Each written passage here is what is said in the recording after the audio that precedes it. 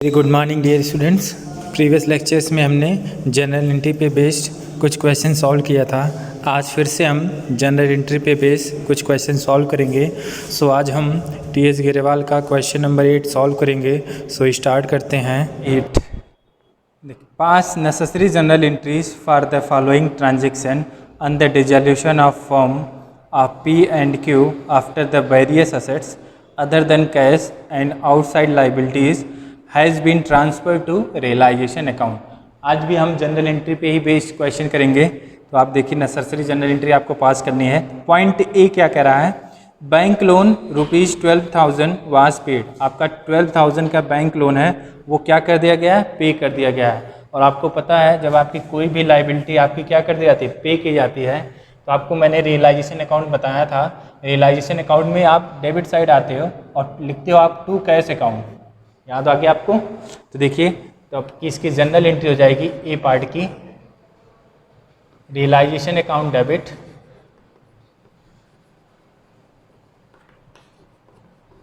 Debit to cash account, और ये amount हो जाएगा आपका 12,000 की जो आपकी लाइबिलिटी है वो आपकी क्या होगी, पे हो गई। ठीक है, आपको याद आ गया होगा। मैंने आपको अगर फिर से मैं दिखाऊं तो ये आपको, अगर मैं रियलाइजेशन अकाउंट बनाता था, रियलाइजेशन, तो यहाँ पे देखिए आपका ये डेबिट और ये आपका क्रेडिट। और जब आप कोई कैश पे करते थे तो यहाँ पे आप राइट करते थे टू कैश अकाउंट, और इसके बाद जो आप नीचे कैश अकाउंट बनाते थे आप, कैश आर बैंक अकाउंट, उसमें जो कैश आ रहा होता तो डेबिट साइड और जा रहा होता तो क्रेडिट साइड। ये आपने किया था, आपको याद होगा। तो वही वाली एंट्री है आपकी, कोई भी लाइबिलिटी आपकी पे हो गई। ये देखिए आपकी पहले पार्ट की जो आपका ए था उसकी जनरल एंट्री होगी। बी क्या कह रहा है आपका, stock worth ₹16,000 what taken over by partner Q. आपका स्टॉक है 16,000 का, वो क्या कर लिया, पार्टनर क्यू के द्वारा क्या कर लिया गया, टेक ओवर कर लिया गया। स्टॉक क्या आपका एसेट, और जब आपकी एसेट टेक ओवर की जाती है तो आपको फिर से मैं रिकॉल कराऊं तो रियलाइजेशन अकाउंट और क्रेडिट साइड आप लिखते थे बाई पार्टनर्स कैपिटल अकाउंट, और फिर realisation account partners capital account में टू रियलाइजेशन राइट करते थे। तो वही एंट्री है आपकी। तो देखिए बी, एसेट के टेक ओवर की एंट्री, पार्टनर्स कैपिटल अकाउंट, तो पार्टनर आपका क्या है, क्यू, तो Q's capital account debit to realisation account. और जो आपका अमाउंट है आपका 16,000, आप अमाउंट राइट कर लीजिए, ये आपका 16,000 पे हो गया। लाइबिलिटी एसेट को क्या कर लिया आपने, टेक ओवर कर लिया। और एसेट के टेक ओवर की क्या एंट्री होती है, partners capital account debit to realisation account, वही आपकी एंट्री होगी। देखिए सी में क्या कह रहा है, point number C, partner P paid creditors ₹4,000। Creditors को क्या कर दिया, पे कर दिया। तो आप देखिए पहला वाला ही केस बन गया। जब आप कोई भी लाइबिलिटी पे करते हो, देखिए वही वाली एंट्री हो जाएगी, realisation account debit to cash account. ये आपका अमाउंट 4,000 सी हो गया। डी देखिए क्या कह रहा है आपका, ये समझ में आ गया।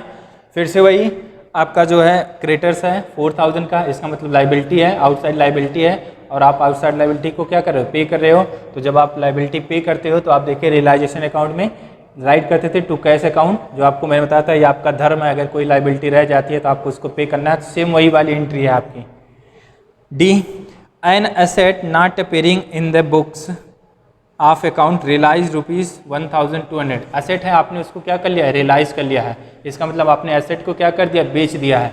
और जब आप एसेट को बेच देते थे तो आपके पास कैश आता था, और जब आपके पास कैश आता था तो आप एंट्री क्या करते थे, क्रेडिट साइड, रियलाइजेशन अकाउंट में credit side cash account write करते थे, बाई कैश अकाउंट राइट करते थे। तो वही एंट्री आप राइट कर लीजिए, कैश अकाउंट डेबिट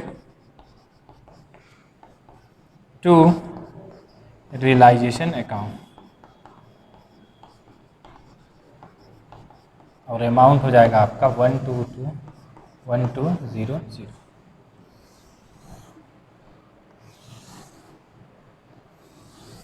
ठीक है, ये हो गया आपका। जब आप एसेट को रियलाइज कर लेते थे तो आपके पास कैश आता था, तो रियलाइजेशन अकाउंट में बाई कैश अकाउंट राइट करते थे, और आपका कैश अकाउंट में कैश आ रहा है तो debit side to realisation write करते थे, वही वाली आपकी एंट्री है, एंट्री नंबर डी।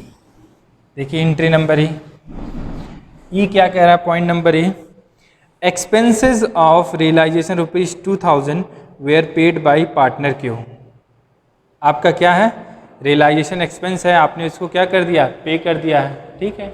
आपका कोई एक्सपेंस था वो पे कर दिया गया है, तो जब आप एक्सपेंस पे करते हैं तो आपकी क्या एंट्री होती है, रियलाइजेशन टू कैश, वही वाली एंट्री हो जाएगी, realisation account debit to cash account, और ये हो जाएगा आपका अमाउंट 2000।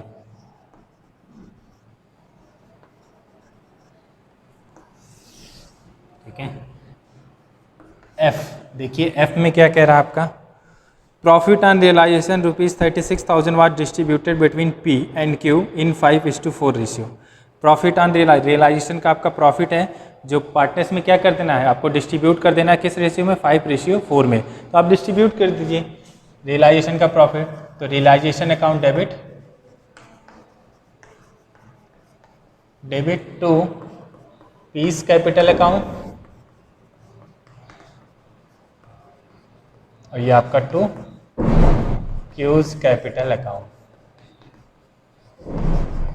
और कितना प्रॉफिट है, 36,000।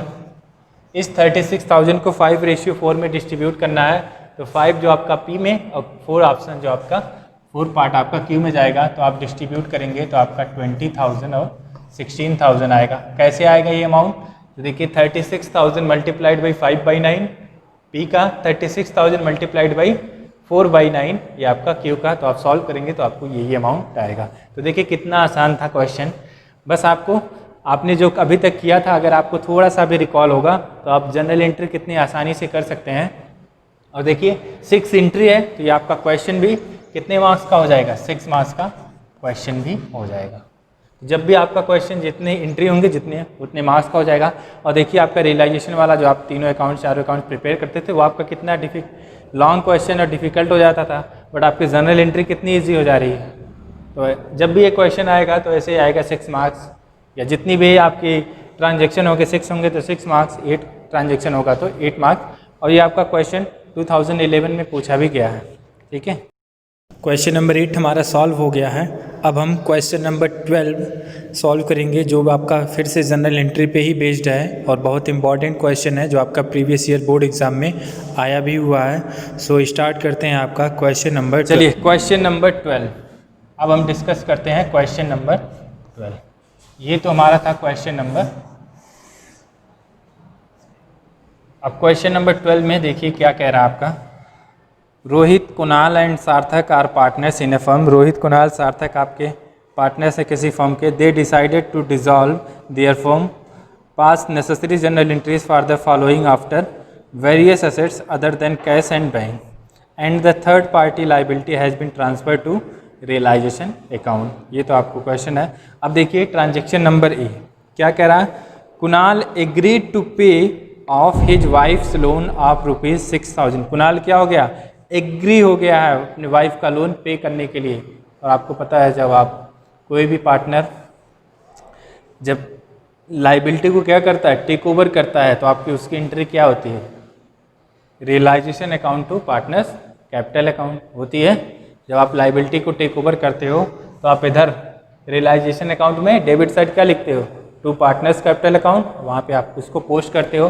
तो वही आपकी एंट्री है, realisation account debit to partners capital, मतलब जो भी पार्टनर आपका है, टू कुणाल्स कैपिटल अकाउंट, और ये अमाउंट हो जाएगा आपका 6,000।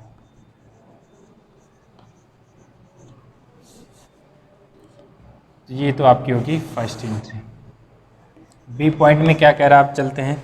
बी पॉइंट आपको थोड़ा सा ध्यान से पढ़ना है। पॉइंट नंबर ए तो बिल्कुल इजी था, पॉइंट नंबर बी में थोड़ा सा है।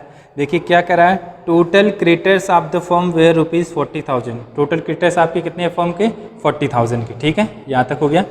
क्रेडिटर्स वर्थ ₹10,000, 10,000 का जो क्रेडिटर्स है, were given a piece of furniture costing ₹8,000 in full and final settlement. इसका मतलब जो 10,000 का क्रेडिटर्स है उसने एक फर्नीचर जिसकी कास्ट आपकी कितनी 8000 है, उसको दे के आपने क्या कर लिया, उसने फुल सेटलमेंट कर लिया है। तो आपको मैंने बताया है जो क्रेडिटर्स होता है जब आप उसको कोई भी एसेट देते हो तो उस केस में आपकी क्या होती है, नो एंट्री होती है, कोई भी एंट्री पास नहीं होती है। अब देखिए क्रेडिटर्स आपका 40,000 का था तो 10,000 के लिए आपकी कोई भी एंट्री पास नहीं होगी, तो आपका क्रेडिटर्स बचा कितने का, क्रेडिटर्स आपका बच गया 30,000 का। ठीक है, अब ये ध्यान रखिएगा 30,000। फाइनल सेटलमेंट तक का हो गया, no entry. Remaining creditors allowed a discount of 10%। जो आपके रिमेनिंग क्रेडिटर्स मतलब 30,000 के जो क्रेडिटर्स हैं उनको डिस्काउंट कितना अलाउड हुआ है, 10%। तो इसका अगर आप 10% फाइन करेंगे तो 3,000 आएगा। इसका मतलब जो क्रेडिटर्स हो जाएगा 30,000 माइनस 3,000 27,000 हो जाएगा। और जिस 27,000 की आपको एंट्री करनी है और आपको पता है इसकी 27,000 की एंट्री क्या होगी, तो आप देखिए इसकी एंट्री कर लीजिए। ये आपको पे करना है तो realisation account to cash account. वही काम जब आप किसी भी लाइबिलिटी आउटसाइड लाइबिलिटी पे करते हो, ये आपका डेबिट 27,000 और ये आपका 27,000। ठीक है, बी पॉइंट समझ में आया। मैं इसको स्टार मार्क कर रहा हूँ। क्या कह रहा है आपका 40,000 का क्रेडिटर्स है। ठीक है, 40 में जो 10,000 था क्रेडिटर्स, उसने उसके बदले अपने एक फर्नीचर दे दिया। तो जब आप क्रेडिटर्स को कोई एसेट देते हो तो उस केस की आपकी कोई भी एंट्री नहीं होती है। तो 40,000 का जो क्रेडिटर्स था आप 30,000 हो गया। अब इस 30,000 को आपने 10% डिस्काउंट पे क्या कर लिया, सेटल कर लिया है पे करके। तो इस 30,000 का 10% फाइन किया आपका 3,000। इसका मतलब आपने इस 30,000 को 27,000 पे करके क्या कर लिया, आपने सेटल कर लिया है। तो जब आप 27,000 पे करोगे तो रियलाइजेशन अकाउंट में आप देखोगे तो रियलाइजेशन अकाउंट में आप इधर डेबिट साइड क्या लिखते थे, टू कैश अकाउंट राइट करते थे रियलाइजेशन। चलिए point number C. Point number C में क्या कह रहा है, Rohit has given a loan of ₹70,000 to the firm which was duly paid. ये तो बहुत आसान है, रोहित का लोन क्या हो गया, पे हो गया है। तो जब लोन पे हो जाता है तो आपने पहले भी एक क्वेश्चन किस पे किया था, Rohit loan account debit to cash account और अमाउंट हो जाएगा आपका 70,000। ये देखिए रोहित का लोन क्या हो गया, आपका पे ऑफ हो गया, पे ऑफ हो गया रोहित का लोन। चलिए point number D. Point number D में क्या कह रहा है आपका,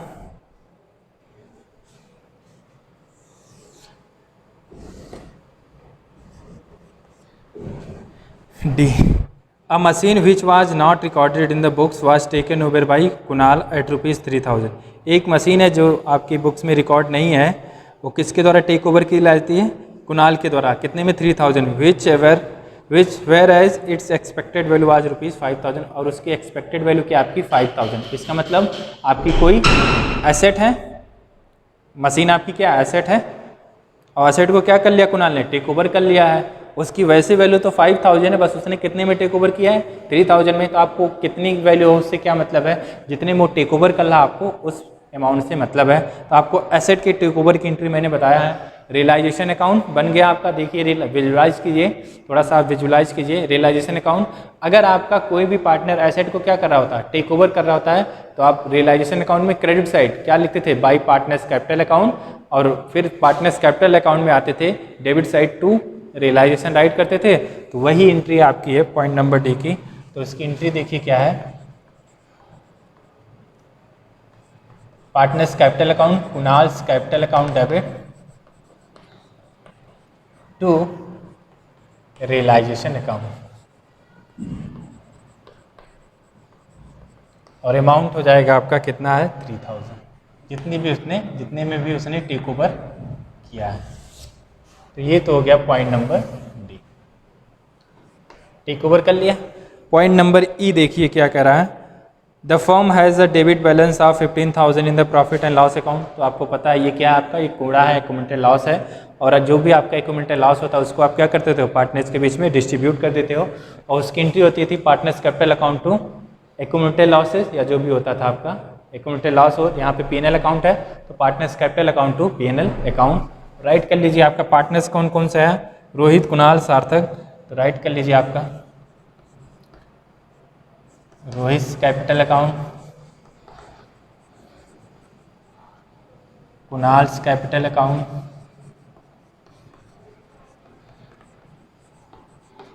सार्थक कैपिटल अकाउंट।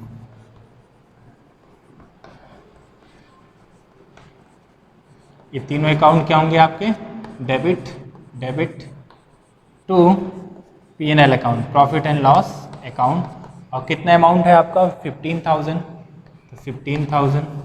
रेशियो क्या गिवन है, कुछ नहीं गिवन है, तो इसको इक्वल रेशियो में आप डिस्ट्रीब्यूट कर दीजिए।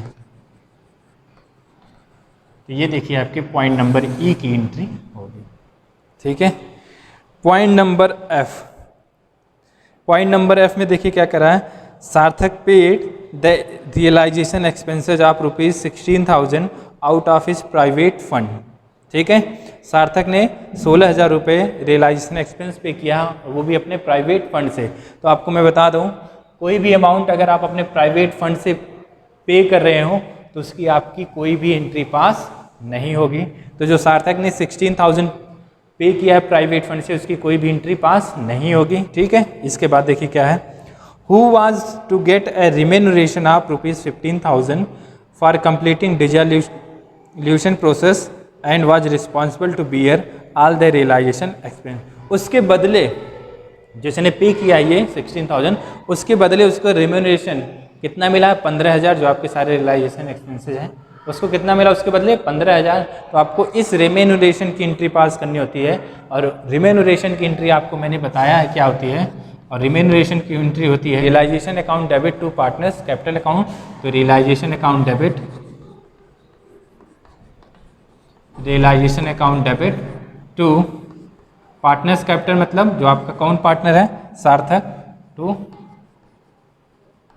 सार्थक्स कैपिटल अकाउंट, और ये अमाउंट आप राइट कर दीजिए 15,000। ठीक है, ये आपकी थी रिम्यूनरेशन वाली एंट्री। उसने 16,000 प्राइवेट फंड से पे किया, तो कोई भी एंट्री उसके पास नहीं होगी, आपको मैंने बताया है। इसके बाद उसने उसके बदले जो उसने काम किया उसके बदले उसको 15,000 रिम्यूनरेशन, मतलब उसको उसकी सैलरी या उसका जो भी मेहनत किया था उसके बदले उसको मिला। तो उस रिम्यूनरेशन की एंट्री होती है realisation account debit to partners capital, और पार्टनर्स कैपिटल में आपका क्या है, सार्थक। तो realisation account to Sarthak capital account. तो ये था आपका क्वेश्चन नंबर 12। तो अभी आज मैंने question number 8 and question number 12 discuss किया, जो आपके दोनों क्वेश्चन आपके बोर्ड एग्जाम में आए हुए हैं। सो आज के लेक्चर के लिए इतना ही। Thank you, have a nice